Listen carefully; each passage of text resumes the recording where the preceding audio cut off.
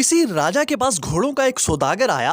राजा ने उसे 1,00,000 रुपए दे दिए कि हमारे लिए अरब से बेहतरीन किस्म के घोड़े ले आना। सौदागर पैसे लेकर चला गया। उस राजा के शहर में एक तारीख नवेश भी था। उसने तारीख में लिखा राजा उल्लू है। राजा को जब इस बात का पता चला तो उसने तारीख नवेश को बुलाकर पूछा, तुमने अपनी तारीख की किताब में राजा उल्लू है क्यों लिखा?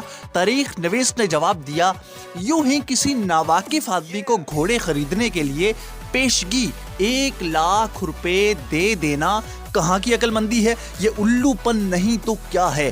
सौदागर खपती तो नहीं है कि 1,00,000 की रकम घर बैठकर ना खाए और आपको घोड़े लाकर दे दे। राजा ने कहा, अगर सौदागर घोड़े ले आया तो? मौर्रिख ने बरजस्ता जवाब दिया, फिर आपका नाम काटकर सौदागर का नाम लिख दूंगा। लिहाजा अपना उल्लू तो कहीं नहीं गया, वो तो अपनी जगह ही रहा। ये कहावत मतलब परस्त शख्स के लिए भी कही जाती है। कभी बात मात ना खाने वाला शख्स जब ऐसी हालत में हो कि सभी लोग ये समझें कि अब उसकी मात हो जाएगी, मगर वाकई ऐसा ना हो, तो शेखी भिगारते हुए वो शख्स इस कहावत का इस्तेमाल करता है।